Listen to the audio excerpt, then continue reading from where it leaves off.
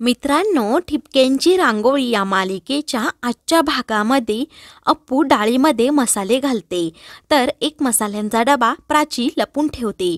विटू काकाही तिला साथ देत असतात. तेव्हा अप्पू प्राचीला सांगत असते की ही आपण फ्युजन पुरणपोळी बनवणार आहोत.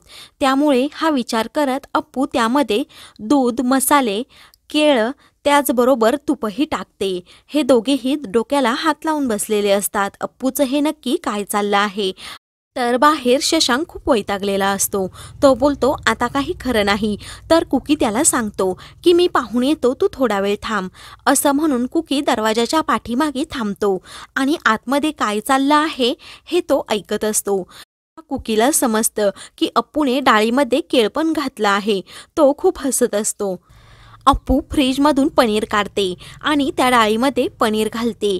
तेव्हा प्राची बोलते, हे तू काय करत आहेस? तेव्हा अप्पू बोलते, अगं मी 4-5 रेसिपी पाहिल्या, त्यामध्ये एका पोळीमध्ये पनीर पण घातलं होतं. हे ऐकून इकडे बाहेर कुकीला धक्का बसतो. विठू दादा बोलतात, मग ही तर पनीर पुरणपोळी झाली. तर अप्पू पूर्ण तुपाची बरणी त्या डाळीमध्ये टाकते. तर प्राची अप्पूला विचारते की आता सर्व पुरणपोळीची तयारी झाली का? तेव्हा अप्पू नाही बोलते. ह्या पोळीचं नाव ड्रॅगन फ्रूट बनाना पुरणपोळी असं आहे, असं विठू काका प्राचीला सांगते.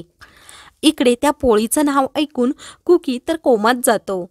मध्ये विठूदादा अप्पूला विचारतात, अगं आपण बटर, पनीर आणि तूप घातलं म्हणून शाही पुरणपोळी झाली, मग ड्रॅगन कुठून आली? तेव्हा अप्पू सांगते की आपण त्यामध्ये खूप सॉसेस घातले आहेत, त्यामुळे ही ड्रॅगन पुरणपोळी झाली. इकडे माईंचं उद्यापन होतं. माई सर्वांना सांगतात की आता तुम्ही पाया पडून घ्या.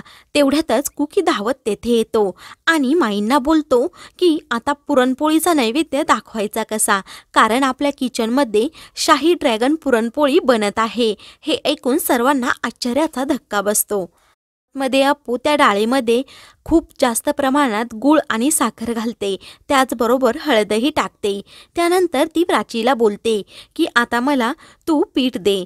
तेव्हा प्राची बोलते, अगं पीठ मळून ठेवलं आहे. अप्पू पाहते आणि तिला सांगते की एवढंसं पीठ पुरणार नाही. असं म्हणून ती पीठ मळायला घेते. तर पिठाचा डबा प्राची तिला लवकर देत नाही. अप्पू तिच्या हातातून ओढून घेते.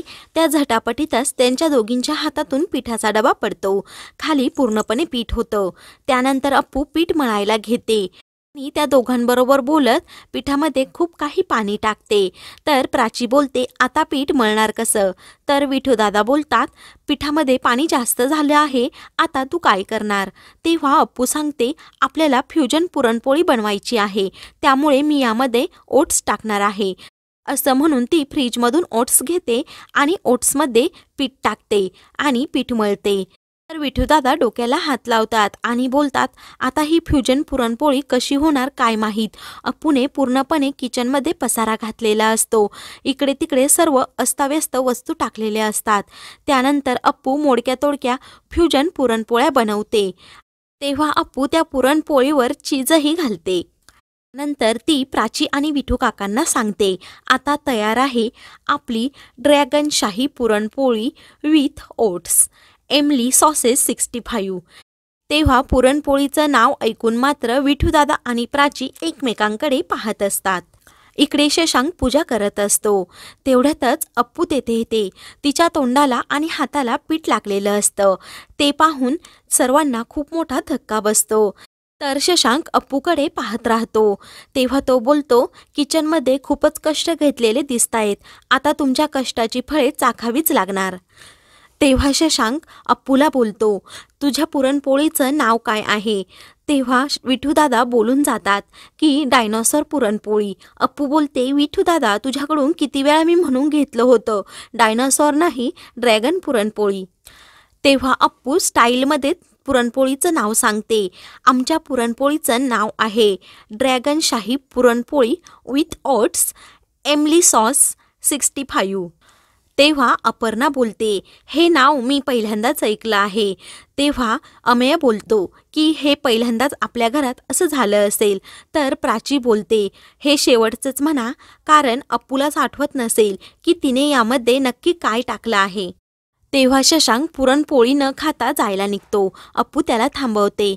आणि त्याला सांगते, पुरणपोळी खाल्ल्याशिवाय मी जाऊ देणार नाही, मी त्यासाठी खूप कष्ट घेतले आहे. असं म्हणून ती प्राचीला सोबत घेते आणि किचनमध्ये सर्वांना ताटं वाढण्यासाठी जाते. तर कुकी विठू दादांना विचारतो, नक्की काय बनवलं आहे. त्यानंतर अप्पू सर्वांना जेवायला बसवते. तर विठू दादा तेथे उपस्थित नसतात. त्यांना ती पुरणपोळी खायची अजिबात इच्छा नसते. हा प्राची आणि विठू दादांनी प्लॅन केलेला असतो, आपण जेवणाच्या ठिकाणी यायचंच नाही. प्राची मुद्दाम अप्पूला सांगते की मी विठू दादांना बोलवून आणते. असं म्हणून ती पण तेथून गायब होते. शशांकला त्यांचा प्लॅन समजतो. इकडे विठू दादा आणि प्राची मिळून लपून सर्व हा प्रकार पाहत असतात. इकडे शशांक अप्पूला विचारतो, 65 म्हणजे काय. तेव्हा अप्पू सांगते, व्हेज थाळी 65, पनीर 65 असं असतं ना, तसंच काहीसे मी फ्युजन बनवलं आहे. तेव्हा शशांक बोलतो, हा विचित्र पदार्थ आज जगामध्ये पहिल्यांदाच बनवला गेला असेल. इकडे अप्पू सर्वांना पोळी वाढते. ती पहिल्यांदा अमेयला वाढते. त्यावर चीज स्प्रेड केलेलं असतं. तर अमेय तिला बोलतो, एक क्या चीज है. तर कुकी आणि शशांक विचारतात, हे लाल लाल काय पुरणपोळीमध्ये आहे. तेव्हा माई सांगतात, जास्त करपल्या असतील किंवा तिने लाल रंग टाकलेला असेल.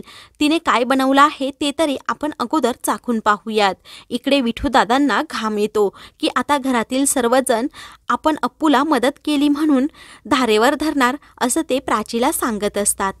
इकडे सर्वजण तिच्या फ्युजन पुरणपोळीकडे पाहत असतात.